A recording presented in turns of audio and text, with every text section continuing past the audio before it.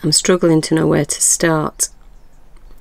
This is the video that I knew would come one day, but I never wanted to make.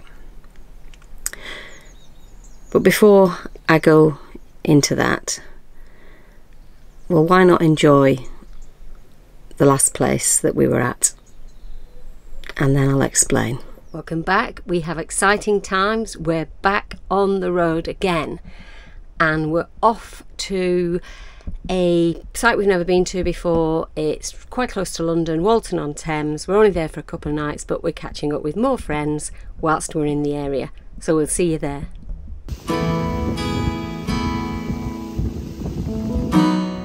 Well, we've arrived at the Walton, I think it's Walton-on-Thames, Camping and Caravan Club site.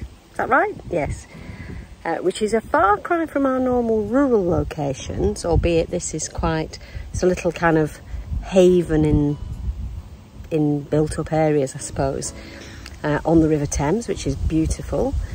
But there is a method in our madness, and it's because we've got some friends who live not far from here coming to see us. So we've stopped here just to have a social catch-up before we move on to our next destination. Well, we found this walk, which is literally just off the side of the campsite. Campsite's the other side of that fence there. And I think it's going to take me down to the river, which is fantastic. Good little start for a walk for Fudge.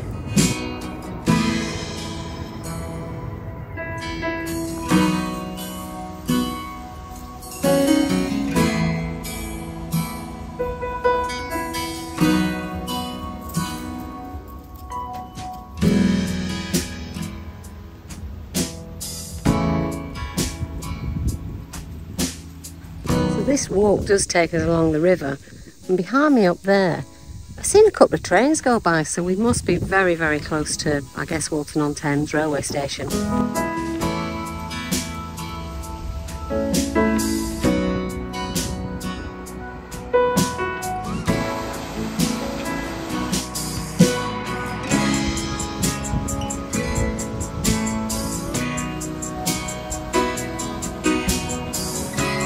Walked just a little bit further past that weir, and I've come to this other weir.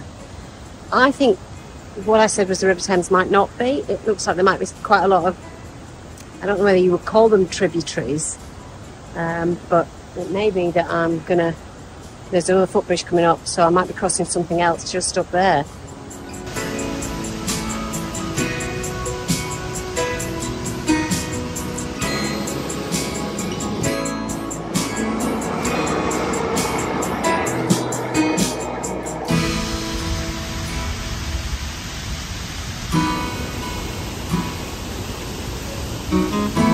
Well, I've asked Mr. Google to help, and I now know that this is not the River Thames I've been walking along, it's the River Ember.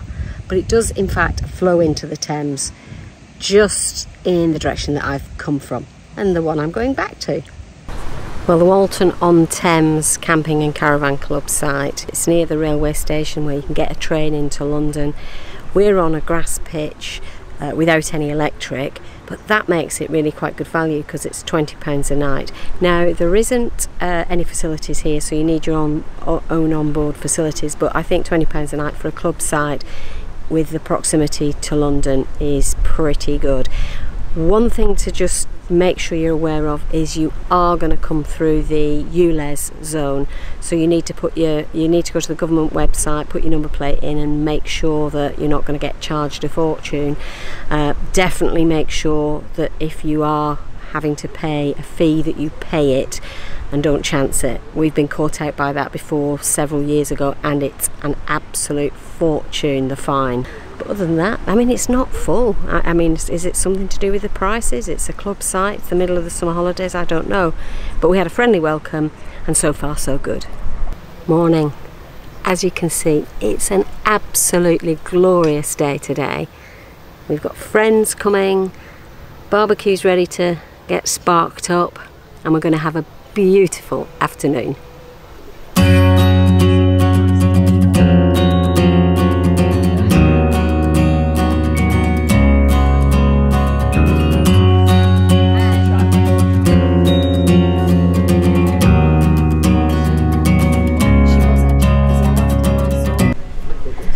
Well, hopefully it's obvious that we had a really good afternoon. Our friends were here for, well, for several hours, and it's just flown by. I'm not sure you can see Sue, but she is now washing up. And I don't want you to think I do nothing, because quite a few of our friends say we can always see Sue in the background doing stuff. I've just taken the dogs for a walk while Sue's been doing this. And now I'm talking to you. Anyway, we're moving on tomorrow, so we'll see you at our next destination. Right? What for? Oh yeah, good idea. Look at that. Perfect. Oh yeah, excellent.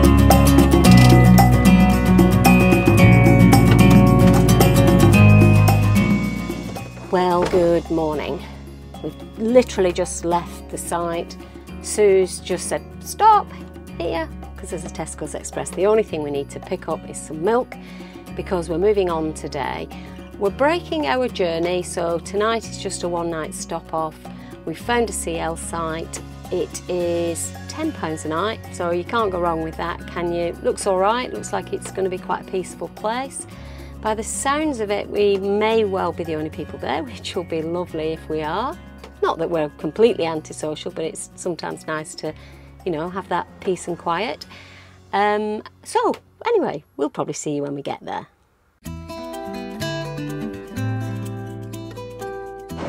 It's actually a bit of a blessing in disguise that we're driving today, because the weather forecast this morning says it's the hottest day of the year so far. And being down in the south, I'm looking at the temperature gauge, it's telling me it's 35 degrees outside at the moment. And it is actually an uncomfortable warm trying to sit outside and do anything other than read a book. And even reading a book, I found I love the sun, but yesterday I had to move into the shade because it was just too hot. So actually being in the van is good, because we've got the aircon going, so Sue and I and the dogs are all nice and cool at the moment.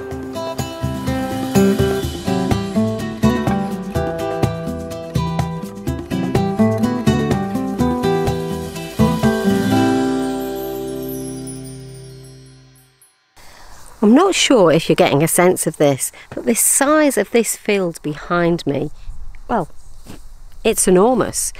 And we are the only people here. Now, there is a couple of caravans parked up in very discreet places, but they look empty to me, so I think that's probably people who are either storing it here or they've got some kind of seasonal arrangement here.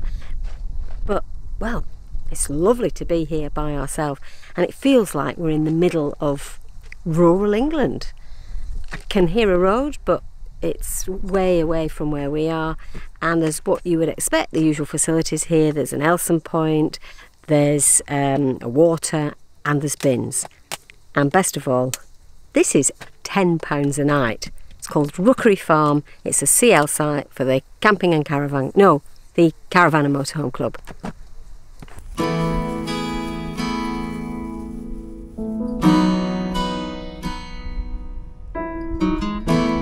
Well, I've just passed some beehives, and it looked to me like they're not used anymore.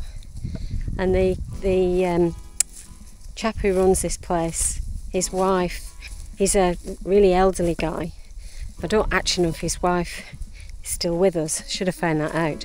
He said his wife have owned this farm for 4 generations, and it used to be a cattle farm, but they don't have cattle anymore. And this is, I'm presuming, all part of their land. We've just come into some woods at the end, which is a bit cooler for Fudge. We've only come to just explore the site, really. So we're not doing any kind of long walk. It's just far too hot to walk with the dogs at the moment. But this is quite nice, isn't it? Nice, shady. Can you imagine what it was like to be a young girl growing up on this farm with cattle all around in the fields, and yet these woods to mooch about in and build dens and assault courses and all of the things that, well, certainly our generation did when they were younger. All those imaginary games.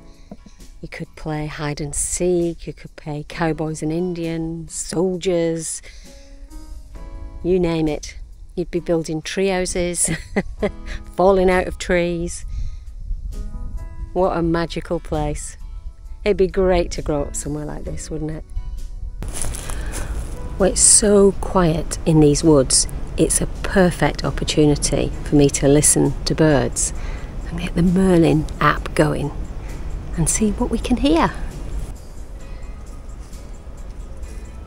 Common wood pigeons just cropped up, and I recognise that myself. I did this a couple of minutes ago and it came up with a green woodpecker, and it was obviously the call, the song, rather than the bang bang bang bang, which is recognisable, and also a common buzzard, which must have, I think I've heard that, must be flying above us somewhere. And it's picking up my voice, but it's not recognising what bird that is. And it's picking up Fudge sniffing around as well, not recognising what bird that is either.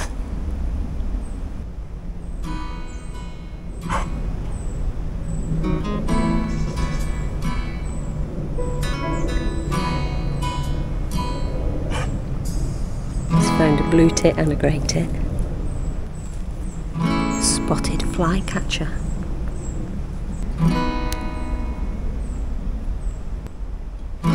Oh, and just as I turned it off then, a European robin.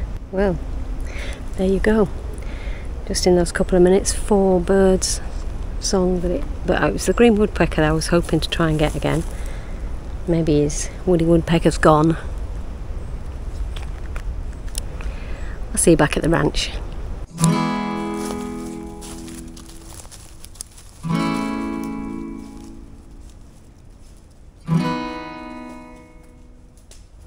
In a few weeks' time, it's Sue's birthday, and at the age of, I'm not going to tell you her age, at the age of about 27, is that right? She's decided she'd like to learn to play the guitar.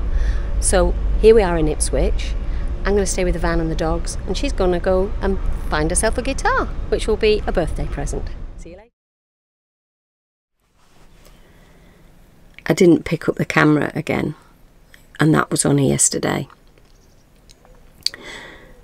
And Sue came back from the shops. It was Archie's birthday yesterday, and when Sue went to the shops, he all of a sudden he stood up, and I could tell he wanted to go out and probably wanted to be sick. To